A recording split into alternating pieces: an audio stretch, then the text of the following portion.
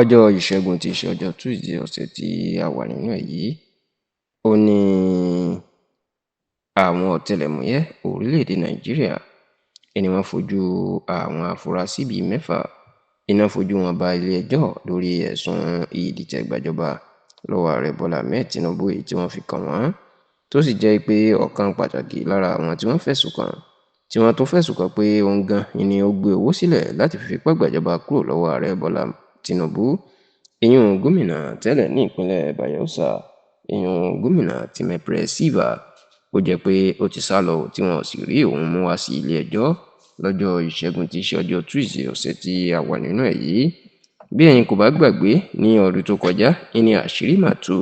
wípé àwọn kan wọ́n fẹ́ fipá gbàjọba lọ́wọ́ Ààrẹ Bọ́lá Ahmed Tinubu. Kódà ní ọjọ́ àyájọ́ òmìnira orílẹ̀-èdè Nàìjíríà èyí tó máa ń wáyé ní gbogbo ọjọ́ àkọ́kọ́ nínú oṣù kẹwàá, ìyún the 1st of October annually, ó ní wọ́n fẹ́ fi ìdìtẹ̀gbàjọba náà sí gbogbo èròǹgbà àwọn tí wọ́n sì fẹ́ fipá gbàjọba náà ó ní láti yin ìbọn pa Ààrẹ Bọ́lá Ahmed Tinubu níta gbangba.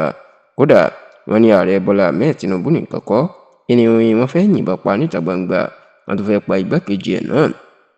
ìyún sẹ́nitọ̀ Kashim Shettima. Bẹ́ẹ̀ ni wọ́n tún fẹ́ yìnbọn pa ààrẹ ilé-ìgbìmọ̀ asòfin àgbà l'Àbújá, ìyún sẹ́nitọ̀ Godswill Akpabio àti abẹnugan ilé-ìgbìmọ̀ asòfin kékeré l'Àbújá,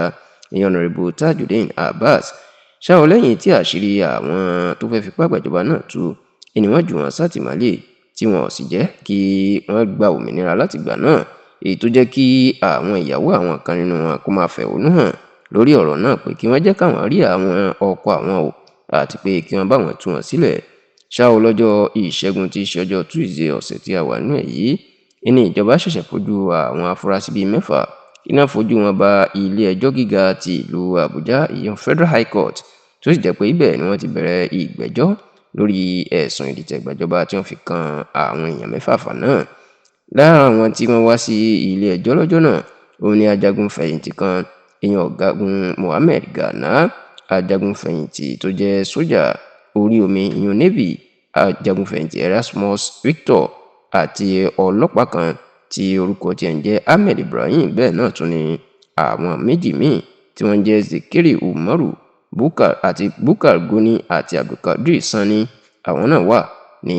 ara àwọn tí wọ́n fojú wọn ba ilé-ẹjọ́. Bó tilẹ̀ jẹ́ pé gbogbo àwọn afurasí náà wọ́n jẹ́ kó di mọ̀ wípé àwọn ò jẹ̀bi ẹ̀sùn tí wọ́n fi kan àwọn àti pé àwọn ò fẹ́ dìtẹ̀gbàjọba lọ́wọ́ Ààrẹ Bọ́lá Ahmed Tinubu. Ṣùgbọ́n tí onídàájọ́ tí wọ́n gbé ẹjọ́ lọ síwájú ẹ̀, ìyún onídàájọ́ Joyce Abdulmalik, tí ó sún ọjọ́ ìgbẹ́jọ́ síwájú di ọjọ́ 27 nínú oṣù kẹrin ọdún yìí, ìyún the 27th of April 2026.